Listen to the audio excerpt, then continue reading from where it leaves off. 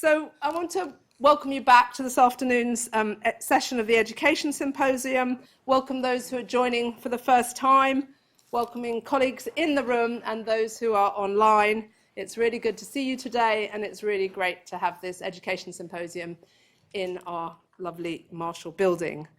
I really hope that the programme today is providing you all with some space to step back and think about how you yourselves understand education for the common good and what it means for you in practice, moving beyond the rhetoric. What does it mean for you in practice in the way you are as educators and teachers? So this afternoon session is a keynote address from our Pro-Director, Dilly Fung, Professor Dilly Fung. It is a privilege for me to be able to introduce Dilly, not that she really needs any sort of introduction. Dilly has been here at LSE for just over 4 years and will be retiring at the end of September. So this is her last Education Symposium, unless, of course, we invite you back, Dilly. It's accurate, I think, to say that Dilly has transformed the education landscape at LSE through Educate for Global Impact as part of LSE 2030. I think it's fair to say that colleagues in the academic community in particular, it's not so long ago that it was still somewhat of a taboo to admit to being passionately interested and committed to education and students here at LSE. And I think the fact that so many of you are here today and the kind of fantastic practice and discussions on display today are testimony to part of that educational transformation. From my perspective, Dilly, your vision, your work has ranged across every aspect of education and the student experience. And really, I'm not going to start elaborating because I want to give you time to speak, but let's just say your impact has been ubiquitous. And I'm really hopeful that you have laid strong foundations for those of us who will be hanging around, at least for a while, will be able to take forward and continue that massive cultural change project and continue to grapple with what good inclusive education means for ourselves and our students and seek to build it. So that now that you're coming to the end of your time at LSE and reflecting back on the last 4 years, this seems like a great occasion to ask you to share your reflections with us on what it has meant for you to educate for the common good. Before I hand over to Dilly, I want to thank you personally for your mentorship over the past 4 years, and longer than that, in fact, and the unbending support you've given to us, firstly, as we work to establish the Eden Centre and since its creation. Dilly's going to speak for about 20 minutes, and then there's going to be time for question and answers. So I'm delighted to welcome you to the floor, Dilly.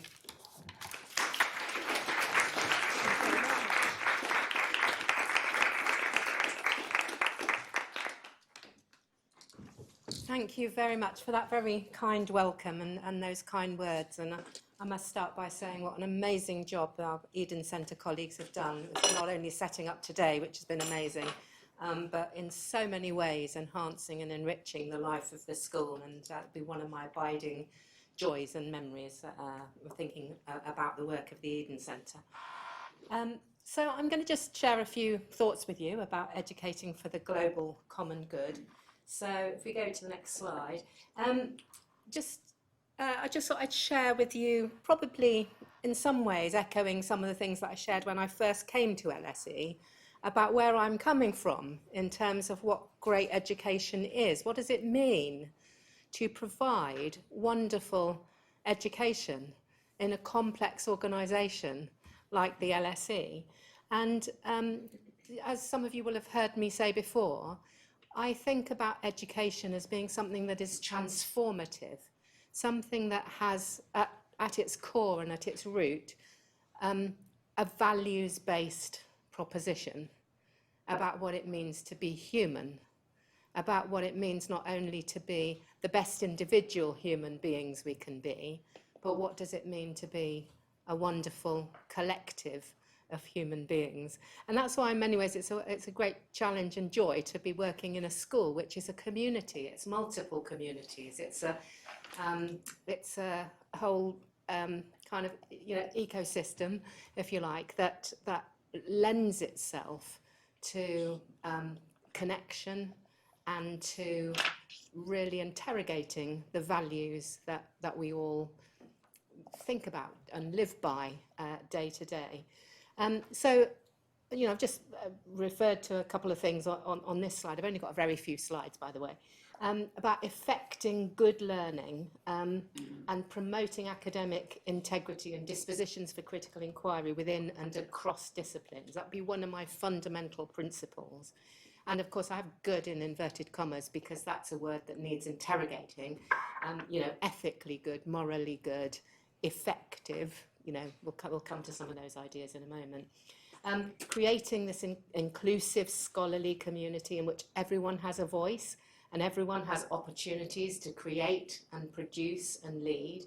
And to the extent that I've been able to make a small difference to a number of individuals and groups, that they have a stronger voice now than when I came just over 4 years ago, then that to me is something, again, that I'll reflect on with joy and satisfaction.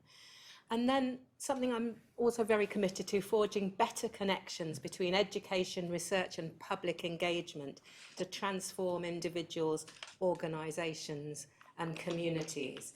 And we'll have a look at just a few examples of some of the ways in which we've been trying to promote activities, real genuine activities that are underpinned by those values. We go to the next slide. Some of you will have heard me talk about this before, and I'm not going to talk about it in any exhaustive sense now. But this is the connected, for those of you who may not, this is the connected curriculum framework that I've written a book about, and I use as a kind of way in to talking about a number of principles, particularly relevant to research-rich environments like the LSE. And you'll see that there are 6 different leaves or dimensions of the connected curriculum. I'm just going to say something briefly about how these principles relate to this idea of the global common good. So first of all, students connecting with researchers and with the institution's research. And again, if you ask yourself the question, and why would you not, why do I think, or why might anyone think it's a good idea for students to connect with researchers? I'd be interested to know what your answers are, actually. Maybe some of our colleagues online might like to put some notes in the chat, and you might be thinking about it. But quite often I hear it said, oh yes, of course it's good that students connect with researchers because it's really good for their skills. It's really good for them thinking about the fact they might want to be researchers in the future and so on. It's absolutely the case that those are good things and certainly things to be encouraged.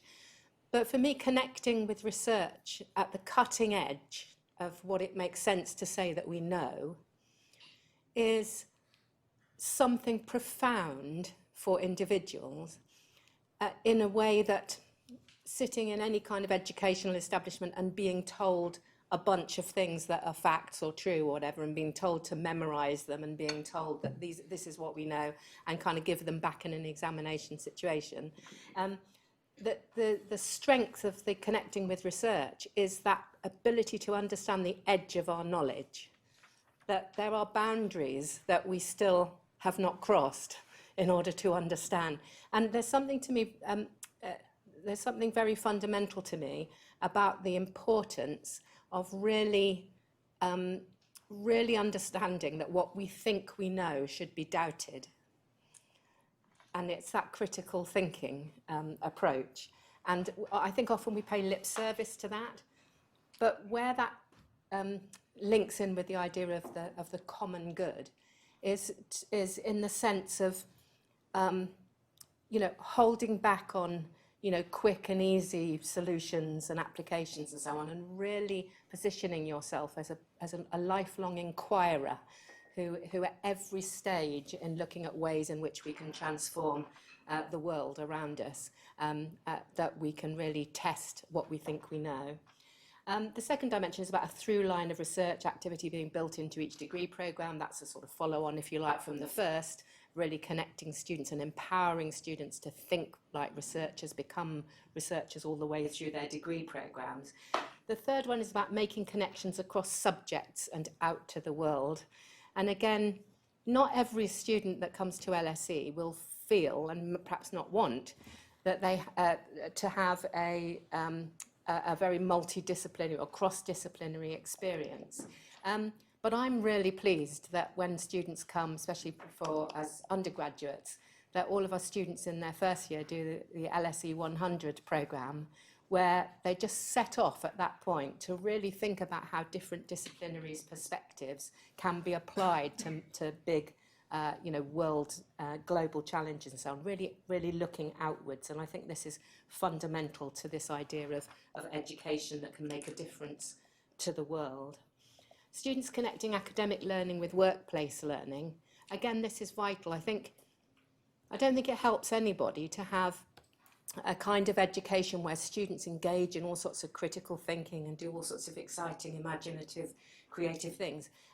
But there's nothing in that, or they're not equipped through that to really think deeply and clearly about how they are going to take those things forward into workplace and real life settings, if I can use that phrase, when they've actually graduated. So I think really forming or creating opportunities for students to have that set of that set of prompts, if you like, to think about the connections between academic and workplace learning can be really helpful. Fifthly, students learning to produce outputs, assessments directed at an audience. Wasn't it great to see our student panel earlier today, if you were able to be here, talking about the sorts of things they were producing and ways in which they were communicating with people both within the school and beyond the school about the work that they're doing. And the more that we can equip students to be really great communicators to diverse audiences, the more we have the idea that our students who graduate can go out into the world and really make a difference in the world. And then sixthly, there's students connecting with each other across phases and with alumni. There was a lovely example actually again from our student panel where one of the contributors was talking about how she connected across with between master's students and undergraduate students, and how empowering it is to connect across those kind of cohorts.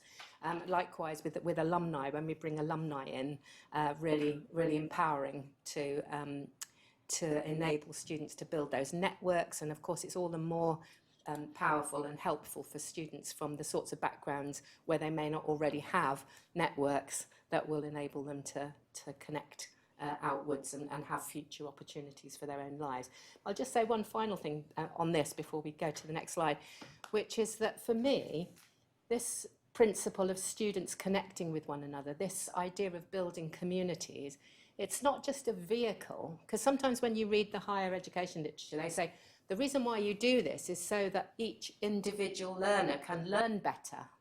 And there's lots of evidence to show that students do learn better through group work and connecting with others. And obviously that's a good thing. But for me, it's about creating an environment in which when our students graduate, they go out into a world thinking that anything we can do to enable people to connect, communities to cohere, collaborations, better shared understandings, is a really strong position. And so if they've experienced those sorts of benefits through their university time, then I think they can go out into the world, with a different mindset, rather than what has sometimes been the case at LSE, as I understand, and some of you will understand this, a very competitive, individualistic kind of environment. And I think anything that we've been able to do in recent years to enable students to try and really move away, at least to a certain extent, from that sense of, it's about me and it's about my competitive advantage, as it were, and rather to think about it's about us, I think is great, and something again that I'll really be pleased to reflect upon. So if we just go to the next slide. I've just picked up a couple of quotations from my book, actually, just so that relating to the global common good. So I say here that the focus is not just on the effective learning of individuals, as I was just saying, but also on higher education as a values-based research education ecosystem that needs to be developed as a connective whole. And we have here a conception of education as a common good. That's a good for everyone, as a collective social endeavour characterised by shared responsibility and commitment to solidarity. And again, if you look at the UNESCO framing of the idea of the common good, they say very much it's not just about more goods for more individual people in random circumstances. It's about how can you design something, how can we contribute to make the world better for everyone, and really understand that everyone's well-being and prosperity and sustainability in the world that we're operating in now depends upon that sort of interdependence, if you like, between us. If we just go to the next slide. And the link here with connecting us with research enables us to see how gaps in knowledge are tackled, how new knowledge is created, and how it can be effectively communicated with diverse audiences. So I talk about a consistent feature, a watermark, the philosophical commitment to critical inquiry informed by dialogue, which is so vital for fostering dispositions for testing what we think we know, and to extending our knowledge horizons by connecting with those of others. And some of you know I draw on the work of a German philosopher Gadamer, who talks about this Horizontverschmelzung, this connecting of horizons through dialogue and moving forward as an educational collective endeavour, and not just as individual sets of goals. And some of you, I'm sure, will come back with critical questions about this, which will be absolutely fine. And we'll go to the next slide. And some of you, again, will remember that the way we framed this at LSE in our Education for Global Impact framing is with these three core pillars of empowering all students and staff, embedding research practices, and engaging communities. And what that's doing, as this text around the edge says, is situating students as critical investigators, as leaders of change, and as creators and producers. And of course, much of this, happens within the mainstream curriculum, and it's been a joy to see many degree programmes being refreshed and enhanced and improved to include a lot of these principles. I'm not saying every one of them has been, but there's definitely been movement forward. If we just go to the next slide, these are the specific things that we committed to under the Education for Global Impact strategic plan, which you can see on the website, in relation to the LSE 2030 strategy. And I just thought, I'd just highlight these few things that we've really said that we were committing to, and to give you a couple of examples. So we'll embed inquiry-based learning and research practice at every level. We've talked about that. We'll enable students to produce diverse outputs, developing digital fluency and entrepreneurial confidence. Lots of examples across the school of how students are being able to do that now. Representing different views and cultures and experiences within our curriculum. Great to see the Inclusive Education Action Plan led by Keeley and colleagues in the Eden Centre, really sort of taking being spread across the school, and so that as a community, in our different parts of the community, we can interrogate what that really means for us and how we can actually make a difference to create a much more inclusive community. And then again, some of you will have heard about the Changemakers programme. If you were here yesterday, you saw a lot of the presentations.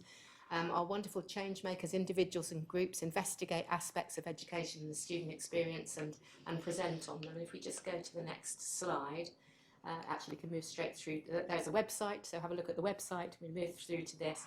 We just want to go to that video if we can. Thank you. Listen to us. Amidst an uncertain political landscape, it is vital that we elevate marginalized voices in all areas of society. However, as an undergraduate student in Texas, I found that the discipline tended to prioritize Western perspectives, replicating social inequality. So when I joined LSE for my master's, I was immediately drawn to the Changemakers program. As a changemaker, I was supported to lead my research into the colonial past and present of LSE. The best part was collaborating with people of diverse backgrounds, not only my supervisors at LSE, but also student researchers, scholars, and activists. I learned how to engage people with my work, showing them that international relations is more than just the history lessons in our textbooks. It's the way we experience the world today. Now I work at a national sports charity seeking to level the playing field, using the insight I gained as a changemaker to make a difference in communities across the country. To the next slide, and so there's an example of a student talking about why what they're doing is making a difference to the common good. Amidst an uncertain political... Yeah, politics is fine. And then some of you know about the student futures framing that we've used. And again, it picks up a number of these things we've already talked about, investigating, researching. Just wanted to highlight, and showcasing and publishing, highlight engaging with civic issues and great work that's happened around civic engagement for students in a number of different degree programmes, different opportunities. Shout out to our colleague Paula Apostolides in the government department for leading some great work on that. And others I know across the school as well. Creating and innovating and learning off campus. Again, creating and innovating, we've seen some great creative examples here. And one of the things I also just want to encourage you to do as I conclude my time at LSE is not to lose that passion that I know some of you already have for creativity, for really thinking and expressing yourselves in alternative ways and encouraging your students to do that, because there's no reason why a social sciences school shouldn't be deeply creative.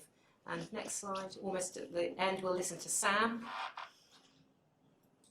Listening is a tremendously powerful skill, and as a member of the LSE Student Education Panel, I get to hear from all different kinds of people. The panel puts me in the room with academic faculty, professional staff, and undergrads and postgrads from across LSE's different departments. It's a space where ideas cross-pollinate and real innovation happens in the areas that matter most to students, like how we can continuously improve our inclusive learning environments and support the unstructured learning that happens outside of class. What's more, this platform empowers student members to lead change beyond the university. I'm primed in public speaking and corralling diverse viewpoints with sensitivity, and of course, listening. And there was one of our students who's Listening is a tremendously student education panel. And again, you know, introducing the student education panel is something I'm also really delighted about, giving more students more empowerment to come together and really share with LSE their perspectives and co-create possible futures. And then almost finally, connecting students across cohorts and departments. We talked about that in relation to the connected curriculum, curating an enhanced student-centred induction. We've worked a lot on that. And providing consistently excellent student services. This is a permanent commitment to improving all the time the services that really underpin all of the things that we do. We just go to the next slide. And just a quick shout out to all of the extended education work that we're doing, because if we're going to make an impact on the world, it isn't only going to be through our students who come here to the campus and mainstream degree programs, but through all of the different types of online courses, the summer school, the executive programs and so on that happen in the extended education space. That's going to improve our reach as well as our revenue, very much improve our reach and our ability to make a difference. And I think we've got one more very short video to finish. What I love about LSE is that everyone brings their own unique specialisms and perspectives to the table, but we all share the same values when it comes to the kind of change that we want to make in the world. I don't just study facts and figures. I learn how to critically analyze material, how to formulate my own arguments, and most importantly, how to share my ideas confidently. Now, these are the skills that are going to stay with me. The pandemic's changed everything. And as a management student, it's now more important than ever for me to be able to understand people's behavior. And that's exactly what my course is preparing me for. Every case study and every discussion gives me the insight and the expertise that I will need to help lead the future of work. As a student ambassador for my department, I've seen that passion and drive in people from all kinds of different backgrounds. I've made friends for life here, and when I graduate, I think I'll still think of LSE as home. That's the kind of experience that we would really want for all of our students, and we know that not all of our students get that experience, and that will be my sort of something that I want to leave you with, is to continue to commit to making sure that every student at LSE gets the best possible opportunity to flourish and real genuine equality of opportunity in what they're able to do with us, so that they can all equally go out into the world and make a wonderful difference. So my final slide is just basically what I love where next, and I'm not going to say anything about where next, because where next is over to you, and I'd just like to encourage you all to suggest good ideas, maybe in the chat if you're online, or subsequent to this event, contact us. But of course also to continue to contribute, as you all are, to the direction that the school is going in. And I really thank every single one of you for the real difference that you're making to students and to education at the LSE. Thank you.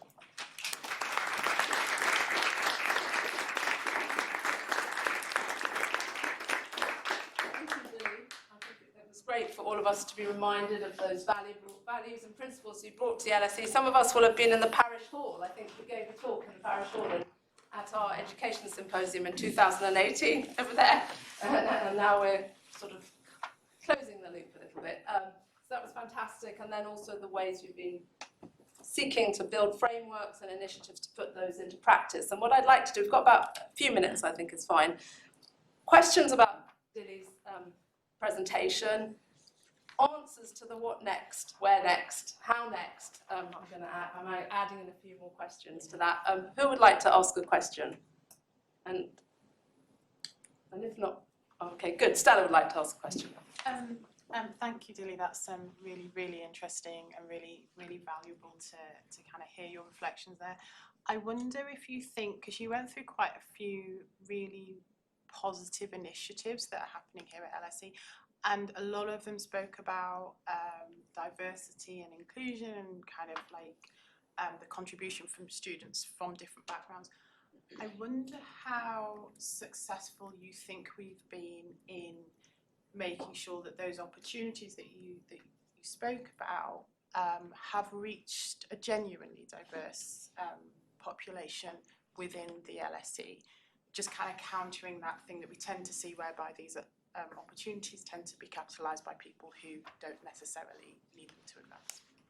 Yeah, thank you, Stella. And it's certainly the case, as I sort of intimated at the end of what I said, that I'm extremely aware that we have unequal opportunities in many ways. And sometimes it's random, sometimes it's structural, sometimes it's, it's because we have a very flat structure and departments have very different cultures. Students come in with such different sets of expectations as well, and so on. I think, if there's one thing we really need to focus on more is really understanding who are the disengaged students, who are the excluded students, who are the students who say, I don't belong. And to really understand what that's about, and that means lots of listening, lots of commitment. It also means really thinking about how we enhance the culture of inclusivity right across the school, so we can do various structural things. We can set up structural opportunities, as these students had as interns, as change makers, as UGLA scholars, for example. There are structural things we can do and resort to help. But there's also the whole cultural piece that touches on the whole school, and I think we all have to work to contribute to effect change there. Thank you, Dilly. Maybe while other people are thinking, I'm going to jump in with questions. So I think it'd be really helpful for those of us who are staying around if we could hear your reflections on what you think has enabled change to happen where it has, and not, on the other hand, what has hindered or impeded change. Yeah, well, I think.